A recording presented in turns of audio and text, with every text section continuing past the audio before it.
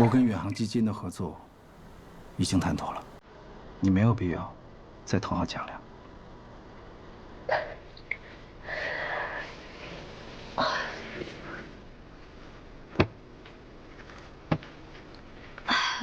合作才刚开始，以后的路还长着呢。只要是对你有用的关系，我都会竭尽全力去给你维护好的。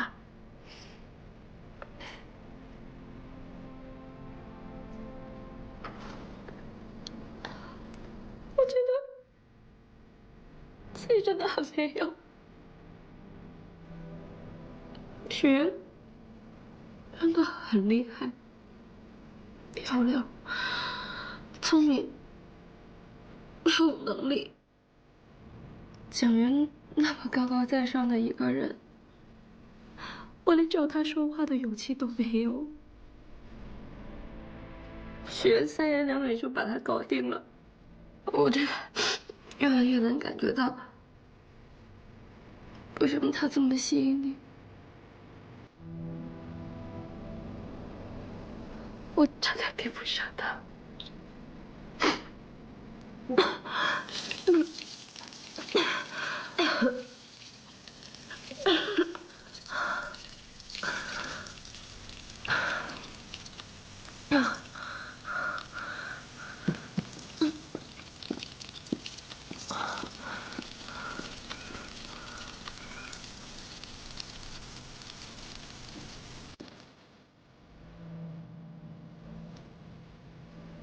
喝杯热牛奶，暖暖胃。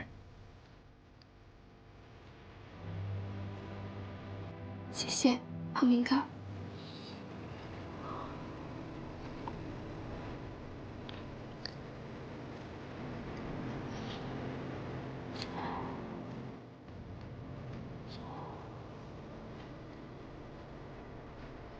沈总，我先送你回去。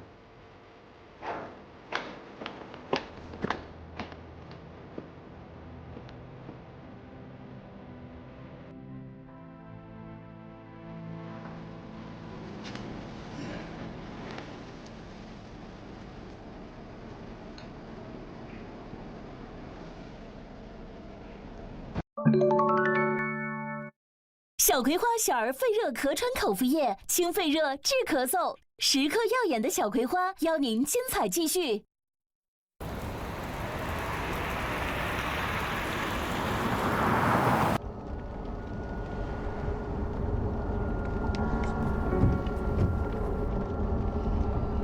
我就是看看你是不是发烧了。你们什么关系都没有，别以为对我好，我就会心动。我的心里只有沈浩明一个人，以前如此，以后也是如此。你这是何苦呢？他有妻子有家庭，夫妻感情又很和睦，你和他之间是没有可能的。这就不用你操心了。我和他之间有着割舍不断的关系，外人不会明白的。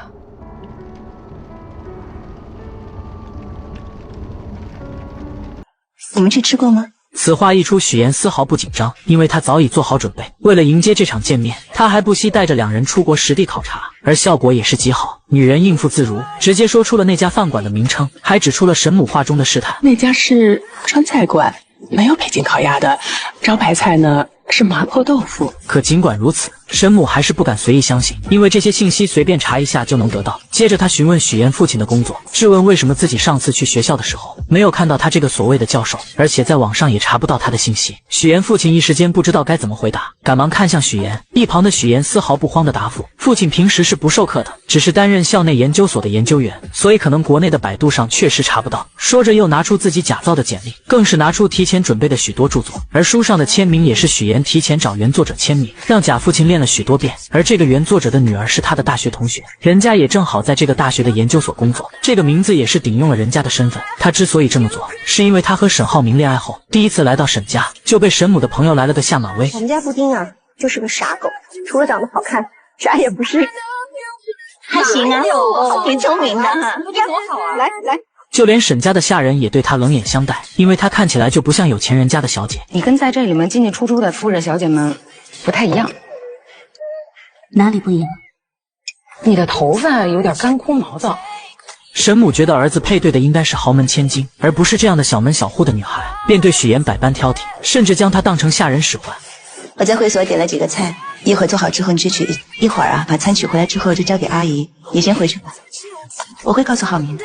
离开前，沈母特意约许岩周六见，很快两人第二次见面。许岩为了这次见面精心准备，他听从了保姆的话，还给自己的头发做了高级回礼。可沈母却不是一个人来的，为了让许岩知难而退，他叫来了许多女孩。这些女孩不仅年轻漂亮，还个个家族背景强大，不是金融投行就是国际精英律师，这些人都能在各个方向帮助沈浩明。等所有人走后，沈母也开门见山地说出了自己看法。从上次开始，沈母一直都在观察许岩，便认定他的家庭一点不好。许小姐，你的问题就是太会隐忍。刚才这几个女孩子身上都有一种看淡一切的松弛感。沈母就是要逼走许岩，因为他的儿子就要听从他的安排，迎娶能帮助他们沈家的人。本以为他的举动能逼走许岩，却没想到许岩为了嫁入豪门，竟开始捏造自己的人生。Syracuse University 是我父母在国外任职的学校，这也就有了刚开始许岩雇人假扮父母的事。而这不是他第一次说谎。许岩的出生并不被父母期待，他刚出生就患上了先天性心脏病，父亲不想要他，是外婆将他救下，但他渴望一个美好的家庭，便在作文里虚构了一个幸福美满的家庭。后来他还将自己的姓改成了和外婆的一样。18岁的我改了名字，从乔岩成为许岩，跟姥姥姓。我想做的只有一件事，让姥姥过上好日子。因餐桌上的一个小举动，女人便察觉到未来儿媳在说谎。他们是你的亲生父母吗？感觉你跟父母之间不太熟。作为母亲，连自己的女儿不吃鸡蛋都不知道呢。虽然许岩对于父母的回答天衣无缝，但沈母一直都对他的身份抱有怀疑的心态。于是在饭桌上，他一直都在观察许岩一家，试图在他们身上看出一些破绽。很快他发现许岩的母亲不停地给许岩加鸡蛋吃，可许岩却纹丝不动，很明显是不能吃鸡蛋的。有的事情真的假不了，假的也真不了。我要听实话。这番话说的许岩差点招架不住，但他很快就有了对策。先是对沈母说对不起，说自己说谎了，表示自己从小是跟姥姥在一起生活，父母为了前程抛下他很早就出国工作了，所以自己基本没怎么见过他们。接着他对沈母打起感情牌，眼泪一下子就流了下来，说自己从来都没有感受过父爱和母爱。如果这次不是因为浩明，不是因为要结婚，我想我根本不会联系他。其实许岩在这里也算是说了真话，他从小确实跟姥姥一起生活，父母将他生下就不管不顾，只将姐姐带在身边。但6岁的时候，姥姥为了让他能有学上，坚持让女儿把他带了回去。许岩本以为回到家里会得到父母的疼爱，可到了才发现，在这个家里他仿佛是个外人，父母只疼爱姐姐，他们还嫌弃自己是个累赘。本以为只要好好学习，拿到好的成绩，就会得到父母的疼爱，可在上高中的时候，因为家里没有钱，父亲为了能让姐姐考大学，还特意到学校不让她再继续读下去。你凭什么不让我参加高考？我正在跟你的老师谈话。你凭什么不让我参加高考？凭我是你爸，凭我是一家之主。任凭许岩怎么哀求，父亲就是无动于衷，还一个劲地说家里穷，让许岩懂点事。可许岩却不明白，明明自己和姐姐都是他们的孩子，为什么姐姐就能考大学，能得到他们全部的宠爱？为什么你们从小到大对我这么偏心啊？为什么好的都要人给小李？我难道不是你的亲生的吗？我究竟是什么坏孩子？我究竟做错了什么吗？怎料父亲听完后，非但没有感到愧疚，反而觉得许岩不孝顺，恼羞成怒下，直接打了他一巴掌。这一巴掌彻底将许岩的幻想破灭，他不再期待父母的爱。好在家里还有姥姥陪着他，他哭着跑回家，不停地拍着门呼喊着姥姥。来了来了。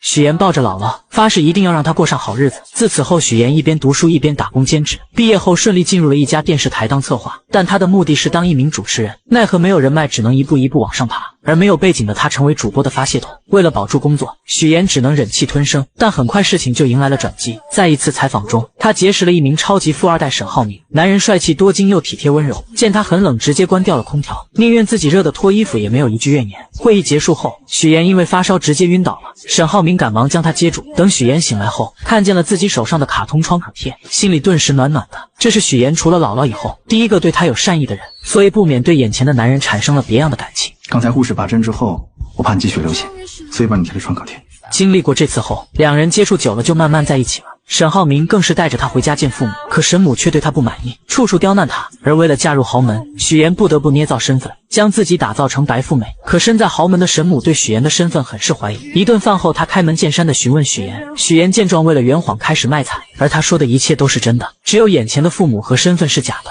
他的卖惨也成功打破了沈母的怀疑。父母也有父母的难处。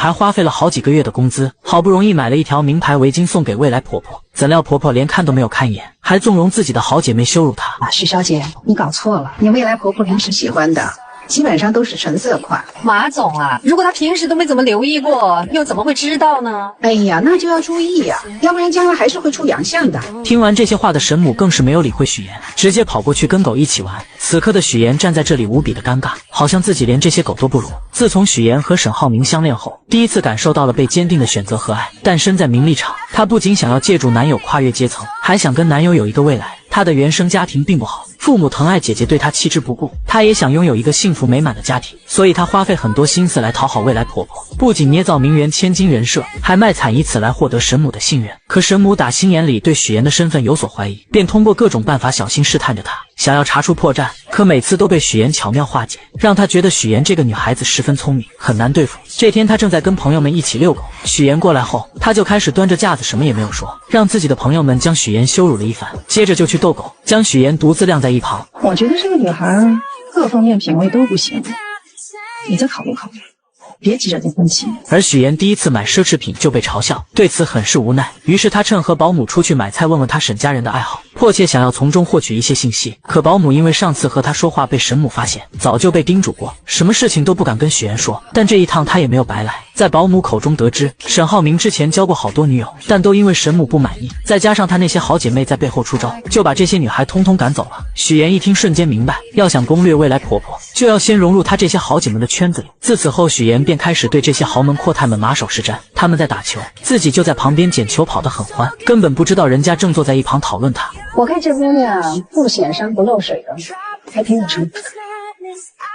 虽然许岩没有融入到他们的圈子里，但他这趟也没有白来。他发现沈母一直都是大家吹捧着的对象，直到曲总的到来，她的闺蜜们看见曲总后瞬间一拥而上。虽然沈母表面上伪装得很好，丝毫没有变化，但她还是能感受到她很不开心。于是她立马想到了办法，为了能搭讪到曲总，她做了许多攻略，发现曲总对昆曲十分喜欢，尤其是水袖。她来到昆曲培训班，看到曲总很是卖力地跟着教练练习水袖，刚好她小时候也学过一些基础，便想着借这个机会报一个班，专门学习水袖。而她上来也直奔主题，只学习水袖这一种。可不可以直接教我水袖、水袖花，哪怕是不吃不睡，多长的时间能练好？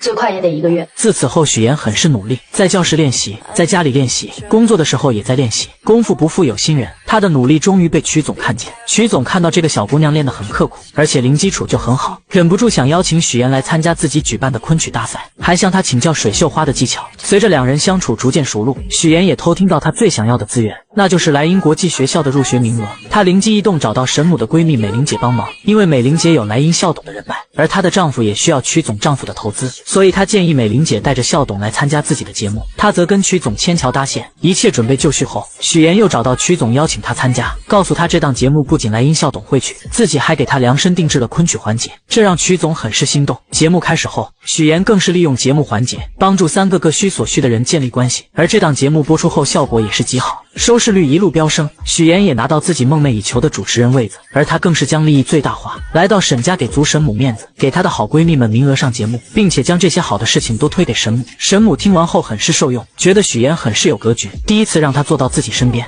会办事的人不少，有格局的不多。想要抓住每一次翻盘的机会，就永远不要把希望寄托在别人身上，不过就是拿你有的换你要的。许岩，我以前怎么不知道你这么有野心有手段？我能挖独家，能做全链条，有专业能力，我凭什么不争不抢？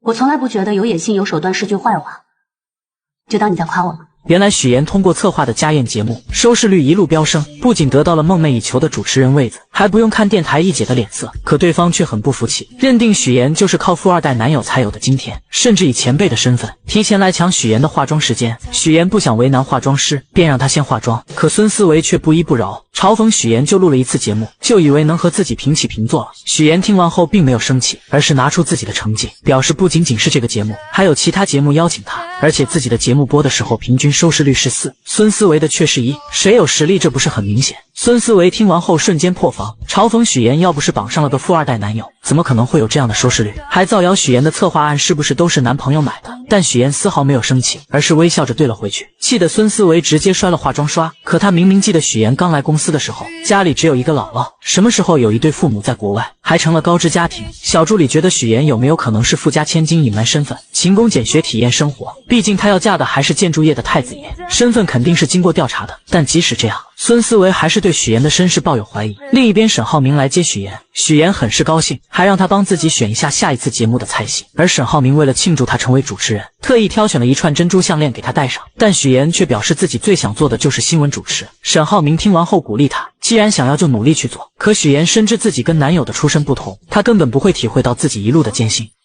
新闻主播竞争是很激烈的，更别说我这种从来没有播过新闻的人。男上家来了。对于别人或许很难，但对于你，我一直对你很有信心。我总觉得你可以把不可能化为可能。两人现在看似幸福，但许妍内心却无比纠结。如果男友知道自己的身份后，还会不会像现在这样对自己？隔天，许妍来到沈家，无意间在电视上看到自己的亲生父亲，瞬间就起了生理反应。但为了不让沈家人看出异样，她只能强忍着内心的不适。这时，沈父询问她知不知山西的大云县，许妍直截了当的承认，并且说自己姥姥就是那里的人。现在大云县发展的非常不错了，是的，变化挺大的。另一边，乔家父母在县城里开着一家理发店，在他们眼里，许妍在比乔琳优秀，依旧偏心乔琳。我记得小的那个去上班了，你说有什么用？平时连个电话也没有，就逢年过节啊发一条信息，还是我们家琳琳好，安安心心的待在父母身边，那才是我们的小棉袄。与此同时，乔琳在上班的时候被骚扰，她忍无可忍，直接回击了过去，没想到反被对方倒打一耙，被抓到了警察局。最后还是男友将她接了回去，可回去后非但没有得到安慰，反而被男友父母一个劲的指责，觉得这件事闹到警局很是丢人，认为他就是个惹事精，配不上自己的儿子，根本不给乔琳说话的机会。而乔琳的男友也是个窝囊的，两人在商量婚事的时候，男友一切听父亲的，将婚礼的花费细节全部都报给他，就连收的礼金不跟自己商量，都要悉数交给父母，甚至面对母亲对乔琳的诋毁也一句话也不说。此刻的乔琳再也忍不了，终于说出了自己想要说的话。阿姨，你有什么话就直说吧，你别在这阴阳怪气的行吗？我阴阳怪气的？你说你一个女孩子家，成天横冲直撞的，怎么什么事都不过你大脑啊？今天的事情明明是乔琳受了委屈，可男友父母却一个劲的怪她，担心这件事会影响到男友的事业。夫妻俩的嘴根本就像机关枪一样，嘟嘟嘟的说个不停，让乔琳根本没有一个缓和的余地。乔琳看了看窝囊的男友，终于忍不住选择分手不结婚。可乔家父母得知后，嘴里边都是说男友是银行工作，要多好有多好，根本没有顾虑过他愿不愿意。于是乔琳决定离开这个家，去大城市找妹妹许妍。妍妍，乔妍。为了成功嫁入豪门，穷女孩将自己伪造成名媛千金。可就在她成功骗过未来公婆，即将和男友结婚的时候，乡下的亲姐姐却找了过来。妍妍，乔妍。乔琳很高兴能再次见到妹妹，可许妍压根不想见到她，她现在只想先把乔琳支走，因为男友马上就要过来接自己了。但乔琳拉着她就往外走，可越不希望什么就越来什么。两人刚走出去，就迎面撞上了沈浩明。妹妹好。这位是？我是我表姐。他来找我。乔琳没想到妹妹竟然告诉男友自己是她的表姐，但她并没有当面拆穿。随后许妍将沈浩明支走后，带着乔琳来到酒店。乔琳再也忍不住质问许妍，为什么不跟男友说自己是她的亲姐姐？我和姥姥落在一个户口本上，我姓许，不姓乔，所以从一开始你就应该知道，我的亲人只有姥姥。乔琳听到妹妹说的那些话，心里不伤心是假的，但她是既得利者，根本不知道许妍这么多年来所受的苦难。在她眼里，许妍就是乔家的一份子，是她的亲妹妹。可自从乔家父母将所有宠爱都给了她后，许妍就不再对那个家抱有希望了。而乔琳也没有想到妹妹会对自己这么抵触，要是知道她他说什么也不会过来找他。现在没有外人在，许妍也懒得装，直接说明自己并不欢迎这个姐姐的到来。如果她只是待几天就走的话，自己能做到现在这样已经仁至义尽了。希望乔琳能够识趣自行离开，因为她没有义务照顾这个不是亲的姐姐。说完就走了，但临走前再次强调了自己现在姓许，我姓许，许妍。乔琳听到妹妹说这些话很是震惊，心里边就以为她是绑上了有钱的男朋友，想要赶紧撇清自己这个贫穷的亲戚。下了电梯后，许妍给姐姐转了1万用作这几天的开销，乔琳二话不说心安理得的收下了。在回去的路上，许妍想起小时候的事情，她的出生就不被期待，父母生完姐姐后想要再生个男孩，可自己偏偏是个女孩，还患有先天性心脏病，父亲嫌她是个累赘不想要，是姥姥一把屎一把尿将她带到了6岁。后来因为到了上小学的年纪，爸妈迫不得已才把她给接了回去。就在他以为能得到爸妈的宠爱时，看到的却是他们对姐姐的爱。家里煤气罐没有关闭，姐姐和自己都晕倒了，但是爸爸却选择救姐姐。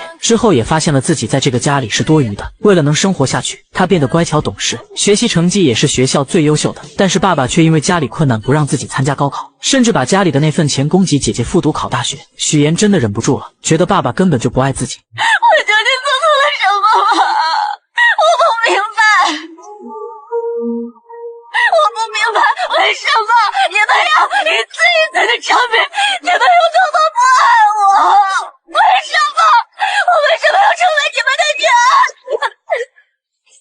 小时候的许妍根本就不明白自己到底做错了什么，为什么所有人都不爱自己，自己只有姥姥。爸爸的那一巴掌打在她的脸上，许妍觉得自己真的是被亲人抛弃的人。她跑着回家找姥姥。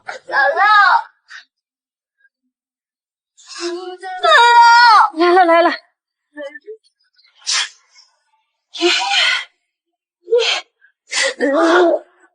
其实姥姥也知道自己这个孙女受了很多的苦，就这样奶孙2个人相依为命过了很多年，直到渐渐长大，许妍还是不想回到那个令人痛苦的家里面。突然一通电话将许妍的回忆拉回了现实，原来是沈浩明邀请她来看自己培养的花。许妍听着沈浩明说面前的这朵花，因为一生只开一朵，所以说需要前期不断的经历挫折和打磨才能够绽放出更美的花，这让她觉得沈浩明就像自己要拼命绽放的花一样，自己无论付出怎样的代价，只要能跟他永远的在一起，一切都是值得的。可现实真跟他想的一样吗？这个绝对是他生命的绝唱。乔妍，你不是叫许妍吗？他们是谁呀？你说，你到底还有多少秘密？说多少谎话？我们对你真心真意，你却把我们一家人骗得团团转，怎么心机这么重？你这是诈骗！许妍的假身份被揭穿，大家纷纷离她而去。你怎么拉魂不烧杀的？好在这些只是许妍的幻想，原来许妍和2家父母刚试完礼服回来，就看到亲生父母找了过来。此刻的她想要逃离这里，脑子里幻想到了自己被揭穿身份的下场，这才发生了开头的那一幕。但就在乔家2老要发现许妍的时候，沈浩明突然说公司有事，将父母支走了。等沈家一行人走后，许妍将父母拦了下来。刚才那个招手的是金达集团的沈总吧？2位是？我们是他爸妈，我们是婚庆公司的。恭喜恭喜啊！刚才那几位就是你们未来的亲家和女婿。2口子听完后不敢置信，女儿竟然要嫁给金达集团的太子爷。许妍对2人已经不抱希望，她直截了当说自己马上就要结婚了，但不打算邀请他们参加。乔母气急之下怒骂姐妹俩，一个要悔婚，一个要结婚，都不跟他们商量，是当他们做父母的不存在吗？乔爸更是指责许妍，现在要嫁给有钱人了，就瞧不起亲生父母了吗？可许妍根本不想理会他们，只是说她和姥姥在一个户口本上，只有姥姥才是自己的亲人。乔爸从来没有考虑过，到底因为什么女儿会变成现在这样，只是一味的站在道德的最高点上指责许妍，最后更是表示自己就当没有她这个女儿。许妍对此早已麻木，姐姐悔婚跑出来，他们就能包容，专门来一趟接她回去，看她住在群租房，就心疼的让她回去，担心她没学历、没背景、没人脉，在大城市里活不下去，甚至支持她回去考公务员。可他们从来没有想过独自在大城市打拼的许妍，来了后也只是一味的指责，没有关心她一个人是怎么过来的。你妹妹有男朋友了，你知道吗？别给我提，没有结婚了都不打算请我们结婚。得知妹妹即将结婚，乔琳又找了过来，无意间碰见了假扮许妍父母的2人，这才得知妹妹竟然伪造自己的身份。见姐姐既然已经知道，许妍也不再隐瞒，她表示自己很爱沈浩明，如果不伪造富家女的身份，沈家父母就会逼他们分手，她不得已才会这么做，也希望姐姐不要来搞破坏。我不知道该怎么劝你，但我也不想你在错的道路上越走越远，我不会再来找你。可许妍好不容易将姐姐稳住，怎料母亲又打来电话，一定要参加她的婚礼。许妍没有说话，直接挂断了电话，然后把备注改成了她的名字。为了不让爸妈来婚礼捣乱，许妍特意回到乡下找到姥姥，希望她能帮自己说服爸妈。而姥姥并没有询问什么，她了解许妍肯定是有什么难言之隐。姥姥心里有数了，我打电话把他们叫回来。姥姥是最清楚许妍这一路走来是多么的辛苦，也是最希望许妍能够幸福的人。但许妍的下一句话也让她愣住了：荆州太远了，我怕你折腾。听完这话的姥姥虽然愣了几秒，可她依旧支持许妍的做法，还不停地安慰她不要担心自己。直到许妍打开冰箱，看到姥姥给她做的桂花酱，终于忍不住哭了出来。在返程的途中，许妍再次回想起以前家里没有人记得她的生日，只有姥姥记得，每年都会把她叫回来过。是姥姥供她读完高中考上大学，上大学的时候是姥姥拿出一辈子的积蓄给她，所以许妍什么都不在乎，她只想赚很多很多的钱，让姥姥过上好日子。所以上大学后，她一个人打好几份工，给别人当家教，穿上厚厚的玩偶服宣传，在饭店干服务员，一直忙到深夜都舍不得打车，把赚到的钱除了留够生活费，全部都给姥姥打了回去。哎呦，妍妍，你怎么又给姥姥给钱了呢？姥姥一个人花不了这么多钱的，倒是你在外面读书，那肯定花钱的地方很多呀。吃饭你不许给我省啊，多喝牛奶，多吃鸡蛋，还有那个叫什么维生素、营养补充啊，对吧？我知道了。这么多年，要不是姥姥，她也不会坚持到现在。我告诉自己，只有通过勤奋和努力，才能帮自己翻越一座又一座的高山。只有让自己强大，才是一劳永逸的事。只有达到所有的目标，才能弥补我所有的过失。人伪造身份，终于如愿嫁入豪门。为了不被人揭穿，自家那边的亲戚一个都没请。就在他以为一切顺利的时候，还是被熟人给认出来了。我怎么看着像佳佳的同学许妍？我是有点像啊。许妍看到熟人后，整个人都惊呆了，因为假扮他父母的人冒充的就是同学父母的名字。当初自己就是借用同学的关系骗到了人家的签名。为了不被看穿，她连忙找理由要将两人支走，可没想到丈夫一家人已经过来了。这两位是？没办法的她只能硬着头皮解释，眼前的两位是大学同学父母，原本就想着打个招呼就行，怎料假父亲却多嘴将人家邀请了进去。此刻许妍杀了他的心都有了，但她只能赶紧进去应付。吃饭敬酒的时候，许妍紧盯着另外一桌，看到他们过去敬酒的时候，立马就赶了过去。您在国外是从事建筑研究？哦，建筑行业。那您跟我的亲家是同行啊？他还专门写了一本书，那个书叫 Sustainable Building Design。我爸爸主攻的是可持续建筑课题。我研究的方向是建筑五大力学。咱们虽然是同行，但相差甚远。为了不露馅，许妍不停地圆场，同时悄悄拍了拍假母亲的后背。女人立马心领神会，假装不小心碰到酒杯，将里面的酒泼到了对方的衣服上，最后以换衣服巧妙缓解了这一局。许妍走后，沈浩明带着一个女人来敬酒，对众人说是自己的妹妹。女人明显愣了一下，这个女人的出现让许妍也产生了一点危机，因为早在婚礼前，许妍就发现她回国后直接入职了金达集团，而且和沈浩明关系匪浅。到了新婚夜，女人再次给沈浩明发消息，约他到无边泳池见面。沈浩明本不想理会她，可女人却以死相邀。沈浩明无奈之下看了看许妍，然后出去了。来到泳池边见女人没有事，便准备离开。你真的不怕我像我姐那样淹死吗？不要听你说淹死这个词。今天是我的婚礼，你这样闹有意思吗？两人在这里谈话，殊不知一切都被许妍看在眼里。沈浩明，我爱你。我已经结婚了，请你自重。你是说那个女人吧？你别以为她是什么纯情小白兔，她一见面就跟我装亲热装姐妹，不就是想知道我们什么关系吗？许妍就这样默默看着女人对沈浩明表白，脸色很是平静。隔天，沈浩明和许妍准备去度蜜月，白莲花又出来恶心许妍，说以前沈浩明带着她去过好多地方，吃过好多餐厅。许妍丝毫不示弱，直接反击回去。你浩明哥还带你去过哪些地方？麻烦你都整理好发给我。喝了酒就别进泳池，容易被淹死。女人这才反应过来，昨晚她所做的事都在许妍的掌控中。其实两人之前就有过一次交锋。之前许妍为了尽快融入到豪门生活，特意给自己报了一门烹饪课，却没想到会在这里遇到爱慕沈浩明的方磊。许妍大大方方地向对方介绍自己：我是沈浩明的未婚妻。方磊一听脸色立马就变了，但他也不甘示弱，他声称自己是沈浩明的学妹，两人曾在伦敦一起上学，而且他们两家还是世交。想用这些话让许妍知难而退，怎料许妍丝毫不退缩。16岁就认识，所以是亲妹妹嘛。不仅如此，许妍还主动跟他请教厨艺，结束后以感谢为名请他吃了顿饭。但方磊不会放过每一个可以刺激许妍的机会。在饭桌上，方磊表示他一回国，浩明哥就将自己安排进了他的项目里，还对他照顾有加。那你把工作做好，就不会麻烦他了，对不对？谁知方磊见许妍丝毫不在意这些，便主动提出做她的伴娘。许妍直接答应了，这才有了婚礼上。方磊将自己当成女主人般，当许妍不在的时候，就跟沈浩明出双入对的敬酒。可沈浩明根本不喜欢她，只将她当成亲妹妹，而她的这些小心思也都被许妍看在眼里，并没有将她放在心上。许小姐，请问卫生间怎么走啊？万万没想到，许妍结完婚后要对付的不是婆婆，而是以前那些认识她的人。既然都是同类，那更要互帮互助了。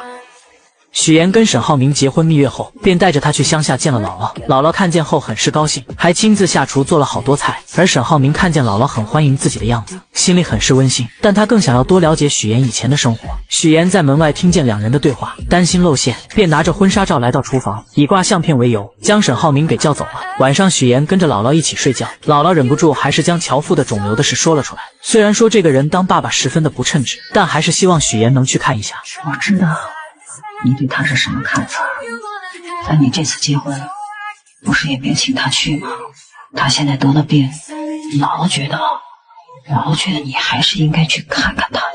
许妍听完后并没有给姥姥准备的答复，不停地找事情打岔。隔天一大早，姥姥特意邀请沈浩明一起去早市买菜，沈浩明二话没有说就同意了。一路上，姥姥不停地夸沈浩明，帮许妍说好话，而他说这些就是为了铺垫后面的那几句。如果他犯了什么错，你就多包容，行吗？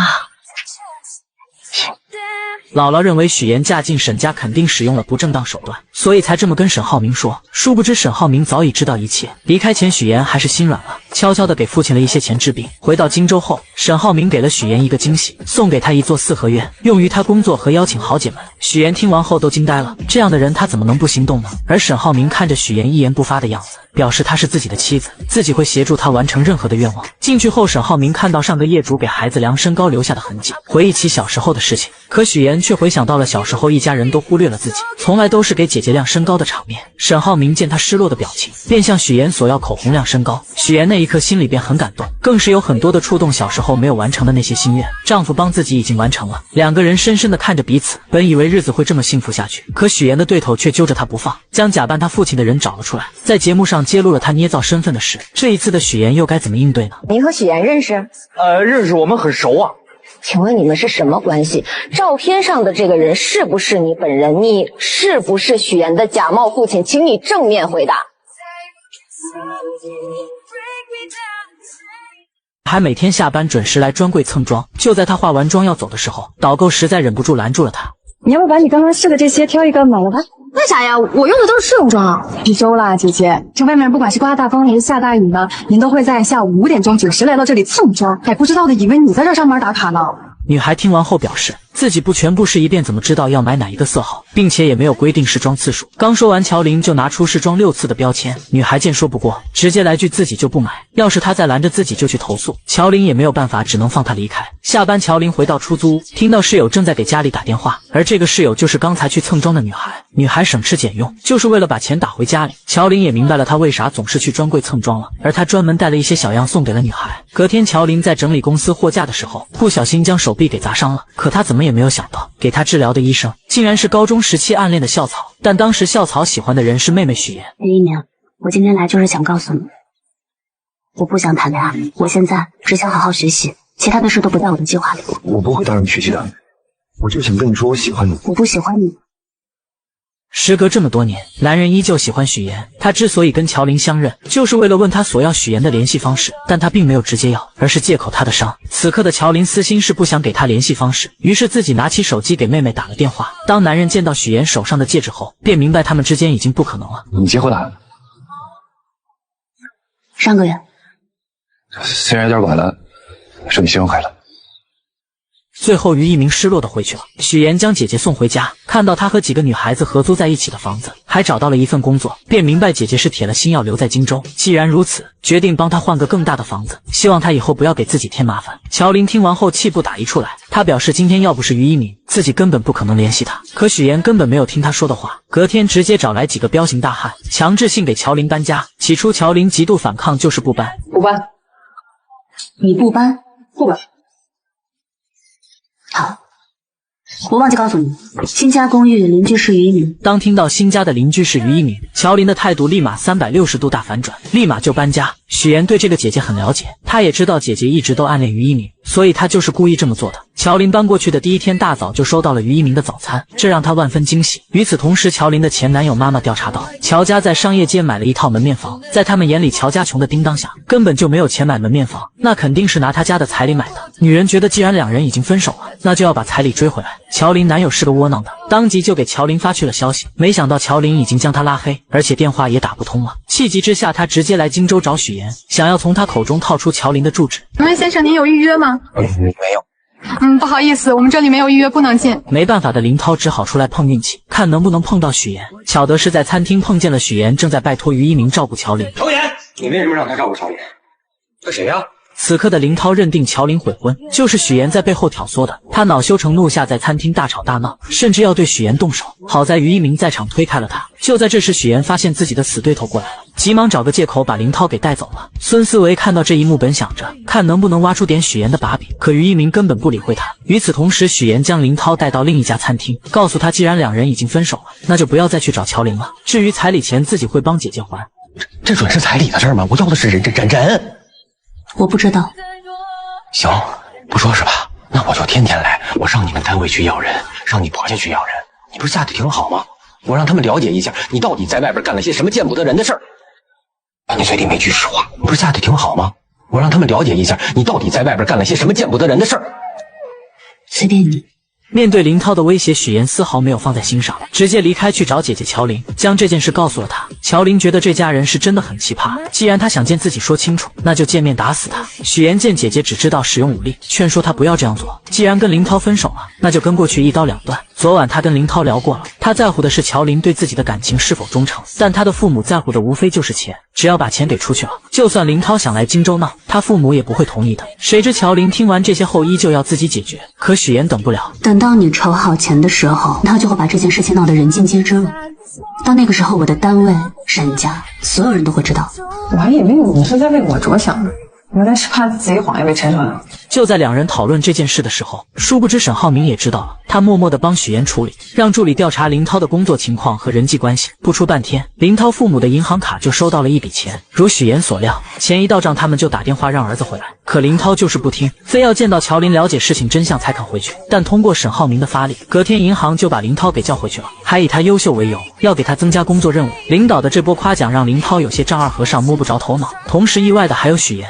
以林涛的性格，我原以为他会不依不饶，没想到这个人突然就消失了。不久后，许妍无意间发现沈浩明为了向父亲证明自己的实力，正在急于促成一项合作，可合作方十分瞧不起他这个太子爷，迟迟不肯跟他合作。许妍看到沈浩明闷闷不乐的样子，心里很不是滋味。晚上，他就把沈浩明带到泳池边，给他的秘密基地添了一盏灯，不停地开解他，希望他可以将自己的坏情绪和心烦的事情都说出来。经过许妍的开解，沈浩明这才露出了笑容。于是为了能够帮到丈夫，隔天许妍就约婆婆的闺蜜美玲姐打听合作方黄总的情况。从美玲姐口中得知，这个黄总很疼老婆，可几年前老婆得了重病离世，之后就一直都没有再娶，还将对妻子的亏欠弥补到了岳母身上。这些年一直都尽心尽力地照顾着岳母，可岳母的性子很倔，非要住到养老院。听完这些讯息后，许妍决定先从黄总的岳母这里下手。隔天他来到养老院，捐助了好多东西，在院中的引荐下见到了黄总岳母，这才发现老太太已经患上了老年痴呆，整个人都神志不清。但许妍并没有放弃，她看到老太太搓了不少泥鳅，嘴里不停地说要留给女儿吃，这不禁让她想起小时候姥姥炸了很多素丸子让自己带去学校吃。许妍瞬间明白，她是用这种方式怀念女儿。回去后，许妍便给姥姥打视频学做素丸子，隔天带着丸子来到养老院，还给老太太讲了姥姥的故事。在许妍的陪伴下，老太太一天比一天开心，最后还将许妍当成了自己的女儿，两人在一起玩得不亦乐乎。许妍也将老太太当成了姥姥，觉得对姥姥很是亏欠，而这一切都被黄总看在眼里。没过多久，他就约见了沈浩明，夸奖他真是娶了一个贤内助。黄总，这是什么意思啊？不太明白。不是你让你爱人去照顾我岳母的吗？这段时间，你爱人许妍经常去照顾我岳母，我岳母的病情也得到了缓解，状态也比之前好了许多。难道你不知道？他没有跟我说过。那也许是巧合吧。最终在许妍的帮助下促成了这单合作，可许妍的死对头又开始搞事情了。哎，等会儿，怎么了姐？没事。这人怎么这么眼熟呢？就是个骗子，连给我提鞋都不配。就算我是骗子，我也努力让你变成像我讨饭吃的狗。爷爷，没事吧？你演什么呢？原来许岩的死对头孙思维无意间在听到最近有一篇报道，一个女子接连骗了3个男人结婚，以这种方式骗取天价彩礼，被警方抓获后，新闻还特地报道了一下。孙思维看了看报道，突然觉得照片里有一个男的很是眼熟，仔细一想，觉得跟许岩的爸妈很像。于是他觉得许岩刚开始来的时候，只是说家里边只有一个姥姥，什么时候又有了个在国外的父亲，肯定是在说谎，说不定他的背景身份都是假的，也是像报道中的女人一样捏造身份嫁入豪门，也觉得这是扳倒许岩的一个绝佳的好办法。而为了验证自己的想法，他找到领导，以参考婚礼为由，从他手里骗到了婚礼照片，随后回到工位上，再三比对了照片，确定2人就是同一个人，心中窃喜不已。为保证万无一失，他带着小助理找到假扮许岩父亲的高亮杰，威胁他配合自己，想着在台里推举财经主播的时候给许岩致命一击。一切准备就绪后，他来到许岩面前，说了许多奇奇怪怪的话。你放心，我的这个样片绝对真实，而且足够震撼。他的话许岩并没有在意，而是时刻准备自己竞争财经主持人。他的表现极为出色，评委们很是满意。隔天，孙思维特意邀请许岩做自己节目的嘉宾。许岩不知道他的葫芦里到底卖的什么药，并没有答应。可就在这时，主任出来助攻孙思维，无奈之下，许岩只好答应。节目开始后，孙思维先是向大家讲述了最近骗取高价彩礼的那个新闻，接着又请来了高亮杰。许岩看见他的那一刻很是惊讶，孙思维看见后觉得自己稳赢。他打开许岩婚礼的照片做对比，还不停地质问2人之间的关系。请问你们是什么关系？照片上的这个人是不是你本人？你是不是许岩的假冒父亲？请你正面回答。许岩见状站起来，把事情的焦点转移到2人的竞争之上。所有人都明白孙思维的能力不行，是他羡慕嫉妒自己，所以才请人来陷害他。可孙思维看着许岩慌张表情，料定自己挖到的就是王牌。照片上的这个人是不是你？你到底有没有假扮许岩的父亲？看着孙思维在那里犀利的说话，在座的同事们也有一点震惊，此刻都在下面小声的议论。一时之间，许岩的身份就这样被大家怀疑，他也顿时被推到了风口浪尖上。而孙思维看到许岩有点慌张的样子，觉得自己这个王牌简直是太炸裂了。看到对方反应不过来的那种表情，更是到达了制高点的高兴。可他万万没想到事情会迎来反转。高亮杰临时变卦，不是，那人不是我。高先生，您这儿有块胎记对吧？啊，对，我这儿有胎记，你看这儿。大家拿出照片仔细对比，发现婚礼上的男人脖子上根本没有胎记。原来许岩在孙思维威胁自己后，便猜到他可能查到了一些东西，于是他约见了高亮杰，商量做了这场局。而且早在之前，许岩就让男人遮盖胎记，也算是他的一张保命符。此刻的孙思维彻底懵了，他认定2人就是串通好了。串通好了是吧？这人给我做局的！我劝你冷静一点。这场闹剧就这样结束了。因为节目失误，孙思维就这样被主任停止，还失去了竞选财经主持人的机会。事后许岩找到孙思维，让他不要再想着对付自己。孙思维很是气愤，责骂许岩就是个无所不用其极的骗子，连给自己提鞋都不配。而许岩并没有反驳回去，他余光中瞥见沈浩明来了，于是他故意靠近孙思维，激怒了这个蠢货。如许岩所料，女人被激怒后狠狠扇了他一巴掌。沈浩明看见后，立马冲过来关心许岩，而许岩则换上一副被欺负楚楚可怜的模样。你演什么呢？你是孙思维？我是。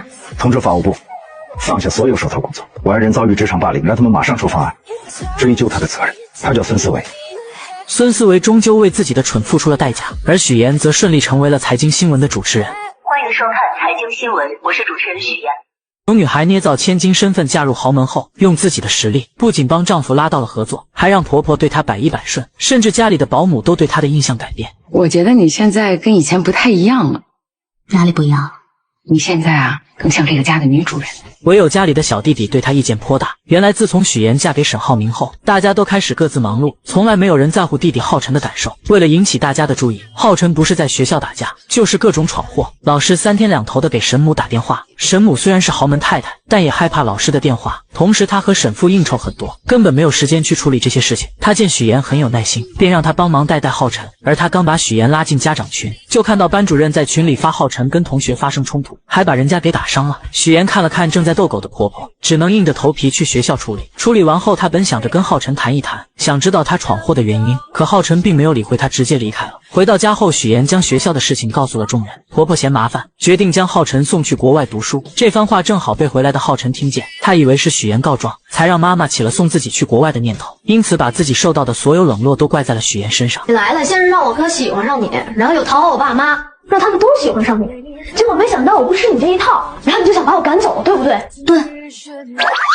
我告诉你，我是绝对不会出国的。这番话让许妍明白，小孩之前所做的那些事情，只不过想让家人的关注罢了，知道原因就会得到解决的办法。许妍表示，只要他保证不再发生今天这样的事情，自己有办法不让他出国。这又是什么招？隔天，浩辰去学习马术，往常都是哥哥来陪自己的，今天却是许妍来的，这让他内心无比失望。而为了吸引哥哥和爸妈的注意，他松了马蹬，故意摔到地上，造成骨折。这方法确实好用，爸爸妈妈和哥哥都陪在他身边，可也就见效一回。沈母请来护工后，就因为工作和沈父匆匆离开。沈浩明嘱咐了许妍后也离开了。看到自己又是一个人，男孩将气都撒到了护工身上。不要走，不要你，你不要就不要走。人呢？太不像话了，不是大人。许妍看见后，默默地将地上的东西捡了起来，并表示这4个星期都是他陪着，要是再不听话就收拾他。浩辰一听，立马来了鬼点子，他开始使唤许妍，一会要吃水果，一会要喝水，挑3拣4的，就是故意为难许妍。但许妍并没有惯着他。哥在的时候你就当乖小孩，你哥走了你就欺负我是吧？我是伤员，我是小孩，你欺负我，你看我哥怎么收拾你。两人独自相处下，浩辰不再排斥许妍，许妍也用自己的方式靠近这个孩子。通过自己的方式，许妍成功和浩辰成为了好朋友。晚上，沈浩明赶了过来，许妍将自己录的视频拿出来给他看，明显能看出来男孩是故意的。现在的许妍是最懂浩辰的，因为浩辰想要的也是自己当初最想要的。小时候为了让爸妈注意自己，他也曾用过这个招数，可只要姐姐一出现，爸妈所有的爱都会加注在他身上。一个幸运的童年可以治愈一生，但不幸的童年要用一生去治愈。两人并不知道，弟弟根本没有睡觉。自此后，许妍成为这个家里浩辰最喜欢的人。而许妍为了帮浩辰完成心愿，她把画本拿给公婆看。在浩辰的世界里，爸妈回到家永远拿着手机，而自己则躲在孤僻的角落里。所以浩辰想要的不是 iPad， 也不是手机，他想要的可能是你们最珍贵的东西，就是时间。知道这件事后，沈父沈母也意识到他们的错误，于是他们都抽出时间陪伴浩辰，而就只是陪着看看电视。浩辰都是无比开心。沈浩明将这一切都看在眼里，为此特意送了许妍一辆红色的跑车。那么沈浩明到底有什么秘密瞒着许妍？他知道许妍的身世，又为什么要和许妍结婚？而许妍每帮他一次，都会拿出一样东西当做奖励。但不管沈浩明到底爱不爱许妍，这个家已经离不开许妍了。不管是沈浩明还是弟弟，就连婆婆也是一样。可回来了。怎么了妈？下个月初就是晨晨的生日，你看咱们怎么给他办好？他喜欢你，你想个主题，他肯定喜欢。我想想，事情交给你，妈最放心。如果你还不配合我，我真的不能保证接下来会说什么。乔燕来了，贪图富贵，利欲熏心，为了嫁入豪门，连做人的底线都不要了。我现在就去找沈家，跟他们说清楚。自从许妍当上财经新闻的主持人后，全家人都围在电视剧前看她。婆婆为此还特意挑选了一套珠宝送给她。此刻的许妍第一次感受到了久违的幸福。可就在她以为这种幸福会一直持续下去的时候，突然出现了一个不速之客。楼下大厅有一个姓周的先生找你。男人跟许妍曾有一面之缘，几年前两人在同一家咖啡店争取想要的岗位。许妍在简历上关于家庭成员的那一栏没有填写，猎头不停地诱惑她，将父母的身份写成在国外做生意，因为这样就算查也查不出来什么。毕竟在当今的社会上，家庭背景在职场上也是一个加分项。就在许妍犹豫的时候，后面的男人，也就是周泽远制止了她。我劝你不要听他忽悠，简历造假等同于在自己的职业生涯当中埋下了一颗不定时的炸弹，说不定哪天砰的一声就炸了。到那个时候，你的信誉和你之前所付出的所有努力都将付之东流。这时的许妍还很是单纯，她想了想周泽远的话，决定实话实说。这番举动把猎头直接气走了，就算佣金翻倍也不接他这一单了。出来后，许妍不停地打电话求职。突然，男人拿出2朵用报告书折成的向日葵送给她，鼓励她不要气馁，就像这2个向日葵一样，向阳而生，永不低头。两人就这样认识了，互相慰藉着彼此。5年后，周泽远再次见到许妍，这一次的他不再像以前那样，而是带着目的接近许妍。他将许妍带到自己的工作室参观，想让许妍帮自己拉到沈浩明的投资。许妍观察了一番后觉得可行，可就在她去卫生间的时候，无意间听到员工之间的对话，彻底打消了让丈夫投资的念头。我现在接的活特别轻松，网站一做啥也不干，一天500的，比你在剧组轻松多了。哎，要不你也过来吧？这不点人，就是一家皮包公司，为了验证这番说法，许岩来到大厅试探，让员工展示一下公司的项目。怎料男人听完后脸色大变，慌乱的找着各种理由不打开电脑。身后的客户也装模作样，实际上电话线根本没有接通。再翻了翻桌子上的文件，全部都是空白的。许岩瞬间明白周泽远搞皮包公司骗钱，于是再次见到他，果断拒绝了他的要求。怎料周泽远早已做好了万全的准备，他以许岩的真实身份作为要挟。有一个道理你一定明白，那就是有些事情无论你再怎么努力，它都改变不了。就像我们这种赤身裸体的人，必须要给自己加上一件高贵的衣服。既然都是同类，那更要互帮互助了。面对周泽远的要挟，许岩真是累极了。回到家后，听见婆婆叫她，只能强颜欢笑的应对。明天婆婆的闺蜜马阿姨要带一个人来家里做客，不知道该做什么。许岩立马给出了意见，可他怎么也没有想到马阿姨带的人竟是周泽远。在喝茶的时候，周泽远不停忽悠两人，许岩只能眼睁睁看着他胡说八道。他不敢帮周泽远，更不敢揭穿他的真面目。实在听不下去的他借口接水离开了。可没想到周泽远竟追了过来，他彻底撕破脸皮，逼迫许岩让沈浩明投资。让你老公投资的事儿，我是跟你聊呢，还是跟你婆婆聊？你的商业计划书和你的财务报表，无论是我婆婆还是我先生看，都会发现漏洞。不要再想注资的事情了。周泽远见许岩不上当，继续忽悠他，表示只要沈浩明一小笔的投资就行。但聪明的许岩很快就识破了他的阴谋。周泽远要的不仅仅是钱，他最想要的是沈家的名声，借沈家的势力骗更多的钱。你现在所做的一切都是敲诈勒索，是犯罪。小野，我突然发现你这么维护沈浩明，这么在意他，你原来是个纯爱战士啊！我今天听到的最滑稽的故事，说一个贫寒女骗子嫁入豪门，她不是为了钱，她居然玩起了纯爱。你说这是不是比天方夜谭更？许岩直接泼了他一身水。本以为周泽远会收敛，怎料他直接找到沈浩明这里，当着许岩的面在雷区不停的试探。此刻的许岩害怕他说出真相，更怕沈浩明被自己连累。许岩没跟您说吗？是他约我过来的。我事情太多了，忘记跟你说了。没事。你为什么要骗我？说到骗这个字，你根本没钱，没有力气。如果我要找一个门当户对的真亲戚，可能他们不会容得下我。我年轻时候犯的错误，容不下我的儿子。许岩怎么也没有想到，弟弟浩辰竟然是沈浩明的儿子，而他也一直都知道自己捏造身份的事，默默地看着自己一次又一次的说谎。被揭穿后，许岩直接提出了离婚，怎料沈浩明却拒绝了，还用许岩的工作来威胁他。你现在还没有正式转入新闻岗，你应该不希望当中会出现什么差错吧？不久前，在许岩的照顾下，浩辰越来越跟他亲近，甚至两人都成为了朋友。而许岩不只是遇到了周泽远这个危机，他还要防着姐姐乔琳乱说话。原来几天前，沈浩明突然说要请表姐吃饭，许岩本想着以姐姐工作忙为由拒绝，可沈浩明却坚持要请，无奈之下，他只能带着乔琳来吃饭。但进去之前，他万分叮嘱乔琳一定要少说话，因为他知道这个姐姐最擅长的就是口无遮拦，担心他说的越多就越难圆过去。果不其然，乔琳说了许多许岩过去的事，包括他在学校是校花的事。本想着帮妹妹说说话，可说的越多，破绽也就越多。脾气真好，我是他初恋，你知道吗？真的，那不是那会儿啊，你就别说谈恋爱了，只要是个男的，他都不带看一眼的。也就是我们那儿没女校，不然他早转去那儿上学去了。读书的时候你们是在一起的吗？我记得妍妍跟我说过，你老家在山西晋城。乔琳慌乱地看了看许岩，赶忙解释自己高中的时候复读了2年，复习班正好转到了许岩上的高中，这才把这些话都圆了过去。此时的沈浩明玩味地看了看许岩，然后让乔琳多说一说许岩以前的事情。乔琳很是嘴快地说了句没问题，但当他看到妹妹那能杀死人的眼神，立马就闭上了嘴，然后跟沈浩明说自己很忙，不能经常出来吃饭，而他为了弥补刚才的过失，跟沈浩明说了许多许岩的好话。妍妍她不太对别人动心的，但是她一旦动了心，这是一辈子的事，你得珍惜，你知道吗？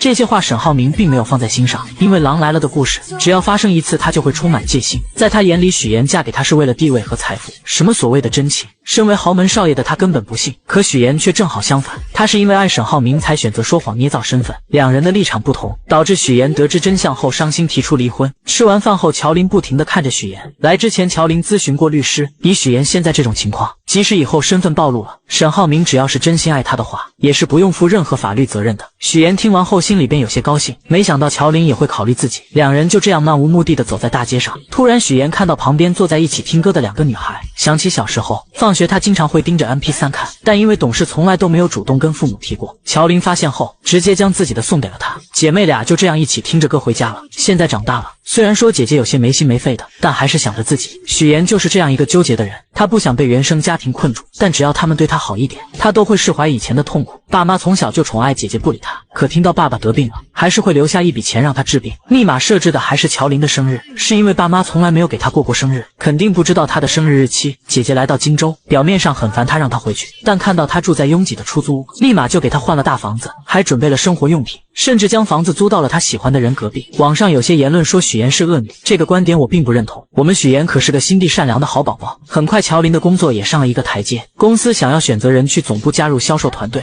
乔林因为化妆技术和销量第一，所以在这个候选名单之内。本来说乔林对自己也是十分有自信的，但是听到领导说自己学历太低这件事，觉得确实是自己的短板，便想要抓紧有限的时间来提高学历。乔林知道学习是自己一直十分头疼的事情，于是他找到于一鸣帮忙，于一鸣很是爽快地答应了，这也大大加快了两人的感情发展。其实你们姐妹两个脾气挺像的，都很倔，明明心里互相关心对方，就是不能好好坐下来聊一聊。真希望你俩有一天能敞开心扉，不需要我一个说话筒。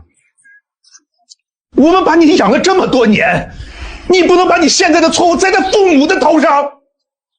不会的，你们不会知道你们做错了什么。自从许妍得知周泽远办皮包公司骗投资后，便拒绝了与他合作，因为他明白，虽然周泽远只让沈浩明投资一小笔不起眼的钱，但他的目的却是借着沈家的势力去骗更多的人。可周泽远又怎肯轻易罢休？他将许妍不肯帮忙，直接来到沈浩明面前，不停地提起许妍的假父母，试图让他说服沈浩明投资他的公司。但他心里的那点小九九早就被老谋深算的沈浩明看清，他并没有继续和这个骗子谈下去。谁知周泽远又找到许妍，直接撕破那虚伪的嘴脸。如果你还不配合我真的不能保证接下来会说什么。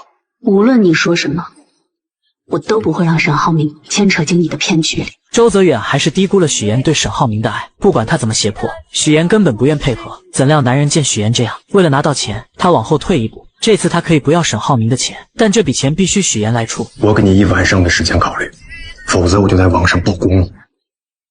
从这之后，男人像个恶鬼，时刻缠着许妍，就连晚上都会打电话催着要钱。而这些沈浩明都明白，他早就让助理查过周泽远是个什么样的人，也知道许妍打电话的对象就是他，但他什么也没有说，只是悄悄在背地里帮许妍解决一切。经过1晚上后，周泽远并没有收到钱。一个人能无耻到什么地步？他将许妍堵在停车场，迫不及待的想要拿到钱。好在姐姐乔玲及时出现，假装打电话报警，这才吓跑了周泽远。许妍为此很是感动，姐姐还是那个姐姐，虽然从小父母偏心她，但她依旧是那个将自己护在身后的姐姐。虽然姐没什么能耐，但是妍妍你放心，只要有我在，绝对不能让你受欺负了。我揍她。谁知周泽远更加得寸进尺，这次他直接把许妍亲生父母请到了荆州，还将他编造假故事嫁进沈家的事全部托盘而出。乔爸得知后暴跳如雷，他不理解许妍为什么要这么做，为什么会变成现在这样。我乔建斌一辈子没有做过一件见不得人的亏心事，怎么养出你这样一个女儿？乔爸不停地辱骂许妍，什么话难听说什么，觉得女儿就是贪慕虚荣、利欲熏心，连做人的底线都不要，甚至要去沈家坦白真相，揭穿女儿的骗局。许妍听着父亲的谩骂一点表情都没有，因为她早已死心。在高考那年，她就已经对这对父母不抱期望了，也从来没奢望过他们能够理解自己。无论在什么时候，我遇见沈浩明这样的人，我就是会不顾一切手段，抓住机会跟他在一起。那你也不能欺骗人家。我也不想骗他，是因为从小我就知道，所有的事情我只能靠自己。许妍的话像棉花一样打在这对父母身上，丝毫没有波澜。此刻的乔爸从来没有想过他们的错，甚至觉得要不是他们把许妍接回来，他怎么会有今日？他从来不会想过许妍本该过上像乔玲一样的生活，可他的出生不被期待，只因为他不是个男孩，还患有先天性心脏病。不会的，你们不会知道你们做错了什么。听完这话的乔爸起身就要去沈家揭发许妍，乔母连忙拦住他，嘴上说着为女儿考虑的话，可这幅画面在许妍眼里却是无比的可笑。乔家两口子从来没有想过儿时的经历对许妍的影响有多大，他们也从来没有想过以前是多么偏向大女儿，他们只会觉得我养你一场，怎么到头来还成了我们的错了？是他们亲手把许妍推开，现在却又嫌弃她什么事情都不跟他们说，真是讽刺。这是在演哪一出啊？我明白了，是因为你们觉得这样的生活是应该属于乔林的，而不是我。这是说你们想要去跟沈家告发我，再从我这敲诈勒索一笔钱。你怎么能这么想？从此我们断绝父女关系，你再也不是乔家人。乔，如果真做梦，有你陪着也挺好。面对周泽远的威胁，许岩宁愿鱼死网破，也不愿将沈浩明被他拉下水。不久前，周泽远为了让许岩劝沈浩明投资自己的公司，特意将在老家的乔家两口子请了过来。乔爸得知许岩未嫁豪门，竟然捏造身份，恼羞成怒下选择跟许岩断绝关系。而许岩听到后，心里并没有任何难过，甚至觉得是一种解脱。为了封周泽远的口，他不得不把沈浩明送给他的跑车卖掉，将钱转给了他，并警告他这是最后一次，如果还会有第二次，自己一定会报警。怎料周泽远根本不满足，他想要的远远不止这一点。于是他继续用自己手中的把柄威胁许岩，而许岩丝毫不受他的威胁。眼前的男人就是个十恶不赦的诈骗犯，无论如何都不会让丈夫上当。为此，他不惜和对方鱼死网破。好，那就试试，看谁豁得出去。谁知周泽远恼羞成怒下，竟对许岩动手，而许岩也不惯着他，直接一个包击就打了过去。一下1000万，要不再来一下？就在两人僵持的时候，沈浩明打来了电话，他约周泽远下午2点去打高尔夫。这是他自己送上门的，与我无关。下午，沈浩明主动谈到注资，还提出追加投资款。许岩听着很是着急，他想方设法的阻拦，却根本拧不过心意已决的沈浩明。周泽远走后，许岩还是让沈浩明小心这份投资，因为不了解对方的公司背景，想让他再慎重的考虑一下。我希望你待在我身边，每一天都是开开心心、无忧无虑的，不是愁眉苦脸。这天过后，周泽远就消失得无影无踪，直到4个月后，许岩才知道周泽远被抓。他很庆幸沈浩明没有被骗，但是又觉得他好像跟自己之间有点距离，因为他说什么话都是欲言又止的样子。原来沈浩明早就知道一切，他让助理调查了周泽远，也知道许岩受威胁卖掉了自己送的车子。而为了让许岩不再发愁，沈浩明以代理人注资的名义，一边安抚周泽远，一边调查他的犯罪证据，让他再也没有机会威胁许岩。妍妍，如果你将来想投资，需要钱，可以直接问我要，没必要把车卖了。听见这话的许岩心里咯噔一下，很是担心丈夫是不是已经知道了些什么。没人倾诉的她，只能找姐姐乔琳。乔琳也很是奇怪，周泽远怎么莫名其妙的被抓了。许岩虽然也不知道，但他总感觉有人在背后默默的帮他。乔琳还是觉得，还是找个机会把这件事早点跟沈浩明说清楚。毕竟看着沈浩明那么爱许岩，知道后肯定会原谅的。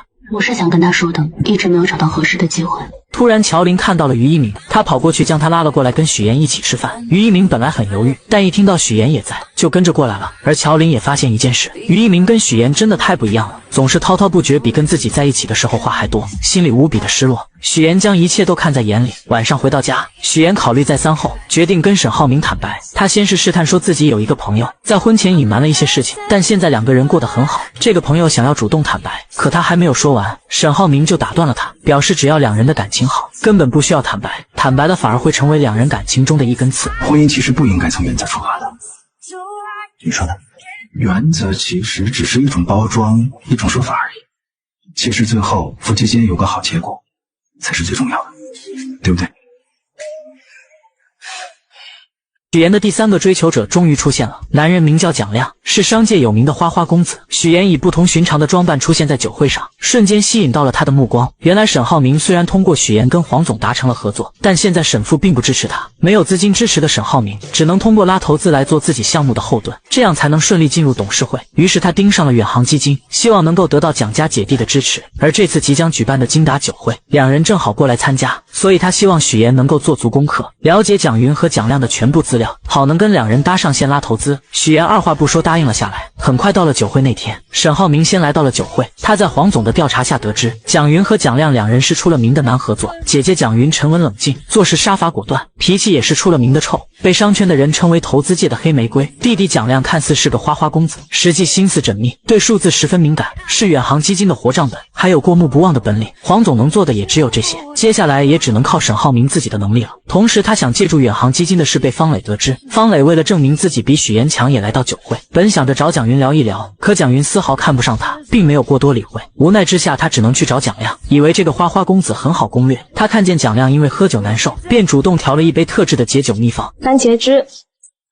然后再加蜂蜜，这两加起来可以解酒。这一幕正巧被沈浩明看见，瞬间勾起了他的回忆。那时的他跟一个女孩也曾经喝过这样的解酒神药，而女孩正是他的初恋女友，也是方磊的姐姐。此时的方磊并没有注意到沈浩明的到来，他蹲下身细心地为蒋亮擦掉鞋子上的污渍。沈浩明明白他这么做是为了帮自己，但他很清楚蒋亮只会在吃喝玩乐的时候才会想起身边的女人，于是他直接上前劝说方磊，这么做只是多此一举。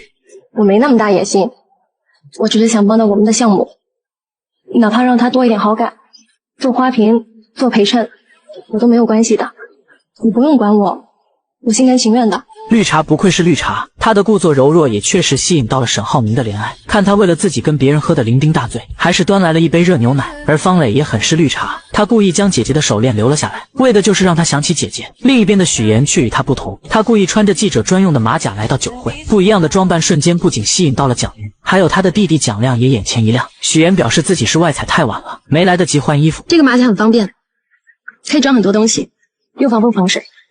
户外作业嘛，最害怕天气阴晴不定，设备一旦受到影响，就会前功尽弃。许妍的这副样子让蒋云想起了他以前的样子，看到对方很随和，便主动提出让他穿自己的礼服。小沈总真的很好福气，娶到你这么漂亮的妻子，工作能力又强，晚上还能陪着丈夫应酬，真的是贤内助。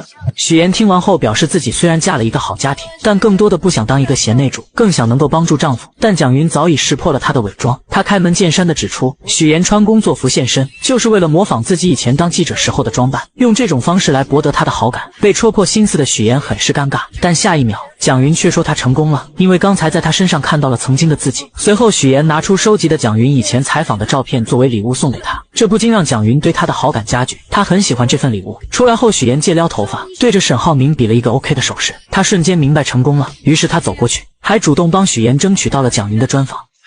边走边聊吧。走吧。